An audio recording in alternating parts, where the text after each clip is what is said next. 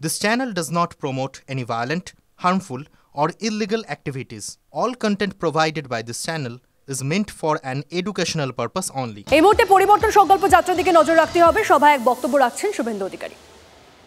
আমি লাগাতার কখনো কৃষ্ণনগর থেকে করিমপুর হয়ে ডোমকল, জলঙ্গি, রানীনগর, কখনো এই বিখ্যাত ফুটিসাগর রাস্তা ধরে আমি এই এলাকায় একদম মোড়গ্রাম পর্যন্ত আমি সর্বত্র যাতায়াত করেছি।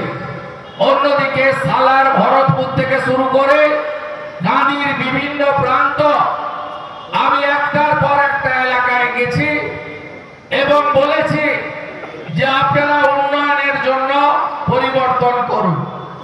কিন্তু আমি আপনাদের কাছে আজকে বলতে চাই যে কথা আমাদের মহিলা নেত্রী বলছিল, এই জেলাতে তৃণমূল কংগ্রেস রাজনীতিকে ব্যবসাতে পরিণত করেছে।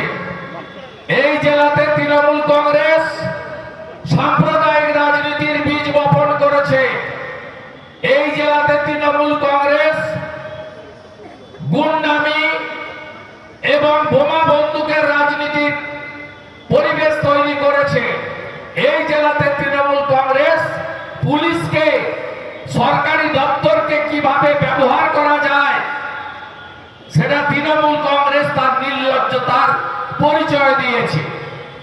আমি সিপিআইএম কে হটানোর ক্ষেত্রে একটা কিছুটা হলেও ভূমিকা নিয়েছিলাম নন্দীগ্রাম জঙ্গলমহলে, আপনারা জানেন। আমি অস্বীকার করতে পারবো না যে সিপিএম এর সময় পুলিশ বলুন, বিডিও বলুন, ডিএম বলুন, সরকারি আধিকারিক বলুন, এইভাবে নগ্ন দলবাজি, মিথ্যাচার, দুর্নীতিকে প্রশ্রয় দেওয়া সেই সময়কালেও হয়নি। যা তৃণমূল কংগ্রেস এই জেলাতে তারা কার্যত 2016, 17, 18 সালের পর থেকে এবং শেষ 5 বছর 2021 থেকে তারা এই জেলাতে এই রাজনীতির আমদানি করেছে। এই জেলায় সবচেয়ে বেশি দরিদ্র মানুষ আছেন। এই জেলায় সবচেয়ে বেশি বেকার রয়েছে। এই জেলাতে যদি পরিযায়ী শ্রমিকের হিসাব দেখেন, 1 কোটির কাছাকাছি পরিযায়ী শ্রমিক। তার মধ্যে মুর্শিদাবাদ জেলারই 12-14 লক্ষ যুবক ছেলে, তারা কেউ বাড়িতে নেই। সে হিন্দু হতে পারেন, মুসলিম হতে পারেন, কেউ বাড়িতে থাকেন না। তাদের কারো স্ত্রী আছে, পুত্র কন্যা আছে এবং তাদের বৃদ্ধ বাবা মা আছে, আবার অবিবাহিত যুবকরাও রয়েছে। তারা আজকে পেটের টানে কোথায় গেছে? তারা আজকে বিজেপি শাসিত রাজ্যে আছে। আমার কাছে তালিকা আছে। গুজরাটে কত ছেলে কাজ করছেন, উত্তরপ্রদেশে কত ছেলে কাজ করছেন, মহারাষ্ট্রে কত ছেলে কাজ করছেন, উড়িষ্যাতে কত ছেলে কাজ করছেন, মধ্যপ্রদেশে কত ছেলে কাজ করছেন, রাজস্থানে কত ছেলে কাজ করছেন, অন্ধ্রপ্রদেশে কত ছেলে চলে গেছেন এনডিএ বিজেপি শাসিত রাজ্যে। তালিকা আমি নির্বাচনের আগে প্রত্যেকটা বিধানসভায় দিয়ে দেব। কি তাদের নাম দিয়েছে পরিযায়ী শ্রমিক? কি পেয়েছেন আপনারা? আপনাদের হসপিটালগুলোতে ডাক্তার আছে? উত্তর থাকবে নেই। কি দিয়েছে মমতা ব্যানার্জি জানতে চাই আপনাদের কাছে। আপনারা প্রশ্ন করতেই পারেন, এই জেলায় ঘাসফুলকে কেউ চিনত না, কিছু পকেটে পদ্ম ফুলকে চিনত, আর কিছু পকেটে কাস্তে হাতুড়ি তারাকে চিনত, আর বাকিটাকে হাত চিহ্ন চিনত। হ্যাঁ, নিশ্চিত ভাবে আমাকে মমতা ব্যানার্জি বলেছিল, মুকুল রায় পারেনি, ইন্দ্রনীল সেন পারেনি, পূর্ণেন্দু বসু পারেনি, তুমি একবার চেষ্টা করে দেখো। মুর্শিদাবাদকে বাদ দিয়ে হতে পারে না এত বড় জেলা, 22টা এমএলএ, 25টা পঞ্চায়েত সমিতি, 250 গ্রাম পঞ্চায়েত, 8টা পুরসভা, 3টে এমপি। এই জেলাকে করতে হবে, কিন্তু আজকে আপনাদের ঠকিয়েছে। আপনাদের যে মূল সুযোগ সুবিধার কথা ভারতবর্ষের সংবিধানে বাবা সাহেব আম্বেদকর বলেছেন, সেই সুবিধা আপনারা পান। কলেজগুলোর অবস্থা কি? স্কুলগুলোর অবস্থা কি? কলেজে কেউ ভর্তি হতে পারেনি, অনার্সের আসনগুলো ফাঁকা। বাবা মারা বলছেন মমতা থাকলে চাকরি হবে না, তাই আর বাবা পড়াশোনা করার দরকার নেই, অন্ধ্র চলে যা, কেরল চলে যা, গুজরাট মহারাষ্ট্রে চলে যা। কেন চলে যাবে ওখানে ওরা? এখানে 300 টাকার কাজ পান আপনারা, তাও প্রতিদিন নয়, মাসে 10-12 দিনে। পাশের রাজ্য উড়িষ্যা বিজেপি পরিচালিত, সেখানে যারা জগড়িয়া বলি আমরা, জগড়িয়া মানে শ্রমিক, মানে আমাদের যে মিস্ত্রির সঙ্গে কাজ করে, তাদের 1000 টাকা ডেইলি রোজগার, আর 1200 টাকা 1500 টাকা মিস্ত্রি পায়। এই রাজ্যে সর্বনাশ করেছে আপনাদের, অত্যাচারের চরম জায়গায় গেছে। 3100 টাকা কুইন্টাল সরকার ধান কেনে, ছত্তিশগড়ে বিজেপি সরকার, বিষ্ণুদেব সাই। আপনাদের এখানে 900 টাকা 1000 টাকা বস্তা ধান ফোড়ে না, জমিদার যোদ্ধারা কিনে নেয়। কিষাণ মান্ডিতে আপনার ধান কেনা হয় না, আপনাকে ধান ফেলে দিয়ে আসতে হয় দালাল ফোড়েদের কাছে। আপনি মুর্শিদাবাদের মানুষ ঐক্যবদ্ধ হবেন না? নদীগুলো কে দিয়েছে? প্রকৃতি মা দিয়েছে নদীগুলো। এই নদীগুলোর কোন অস্তিত্ব আছে? বালি লুট চলছে এখানে। আগে 2020 সাল পর্যন্ত যতগুলো টোল গেট ছিল, এখানে বিএলআর সৌভিক সাহা, এখানকার ব্লক সভাপতি, ওর নাম আমি মুখে আনবো না, ওই বেটাকে আমি ভালো চিনি। আফাজ ভাই পালিশ করে দিয়েছে একটু আগে তার বক্তব্যে। ওগুলো একবারে পাতি জিনিস, 5 পয়সা 10 পয়সার মাল। ওদের আমি ওকে কাউন্ট করছি না, কিন্তু ব্লক সভাপতি, পুলিশ, বিএলআরও মিলে বালি লুট চলছে, সরকারের ঘরে রাজস্ব যায় না। কোন নদীর অস্তিত্ব আছে? আপনি বাবু বলুন তো, 1,20,000 টাকার ঘর, 2000 টাকার বালি, 10,000 টাকা কিনতে হচ্ছে কার জন্য? কার জন্য? কোন লোকের ঘর তৈরি করতে পারছে না এই টাকাতে। শুনুন, আমাদেরকে হিন্দু মুসলমান করতে হয় না। নরেন্দ্র মোদীজির যে স্কিম, তিনি কোথাও বলেননি এই স্কিমে শুধু হিন্দু বেনিফিট পাবে, তিনি বলেছেন ভারতীয়রা বেনিফিট পাবেন।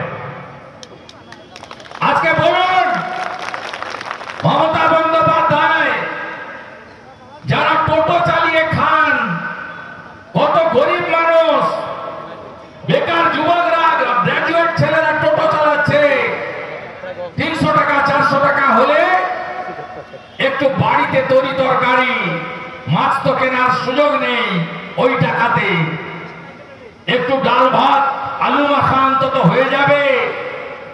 এই সরকার, এই মুখ্যমন্ত্রী আত্মীয়দের নামিয়েছেন, পরিবহন দপ্তরকে নামিয়েছেন, পুলিশকে নামিয়েছেন। মুর্শিদাবাদ জেলায় 250টা গ্রাম পঞ্চায়েত, ডোমকল জঙ্গিপুর থেকে, জিয়াগঞ্জ মুর্শিদাবাদ থেকে, গান্ধী বহরমপুর থেকে, বেলনাগা থেকে যত পৌরসভা আছে মিলালে অন্তত 50,000 যুবক, কিছু যুবতীও আছে সংখ্যায় কম হলেও, মহিলারাও টোটো চালান, দেখেছি আমরা রাস্তায়।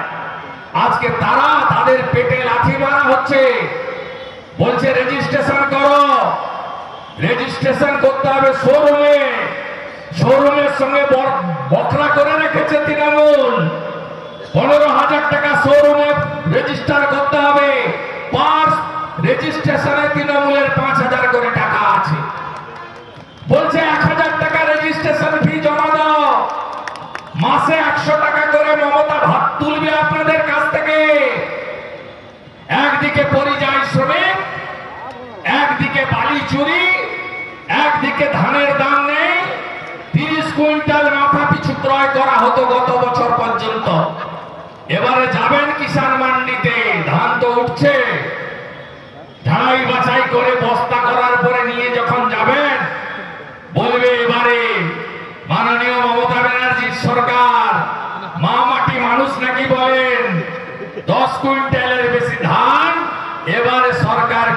না। আর এই টোটাল লোকদের কাছ থেকে চাঁদা তোলা হবে 15,000 টাকা রেজিস্ট্রেশন শোরুমে, 100 টাকা করে মাসে, সামনে ভোট, আবার 200 টাকা ভাতা বাড়াতে হবে, টুপি পরাতে হবে বাংলার জনগণকে। তাই টোটাল লোকেদের কাছ থেকে একসঙ্গে 1000 আর 600-1600 টাকা করে তুলবে। ভাবতে পারেন কত বড় অন্যায়। এর বিরুদ্ধে আপনারা গর্জে উঠবেন না? বিদ্যালয় ধ্বংস, কলেজ ফাঁকা, হসপিটালে কিচ্ছু নেই, শুধু রেফার করে। বড়োয়া hospital refer to Kandi, Kandi hospital refer to Baharampur, Baharampur refer to Kolkata. স্বাস্থ্যসাথীর ভুয়া কার্ড চলে, হ্যাঁ কিনা বলুন? কোন নার্সিং হোম কার্ড নেয় না। যান বহরমপুরে বড় লোকের নার্সিং হোমে, বলবে ক্যাশ না কার্ড। আপনি বলবেন গরিব লোক, আমার কার্ড আছে, বলে বাবু বেড নাই, পরে আসুন। আপনি যদি ঘুরে এসে বলেন আমি ক্যাশেই করব, বলবে doctor ready, ICU ready, bed ready, ওটি রেডি। কেন পশ্চিমবঙ্গে আয়ুষ্মান ভারত চলবে না? উত্তর দিন আপনি।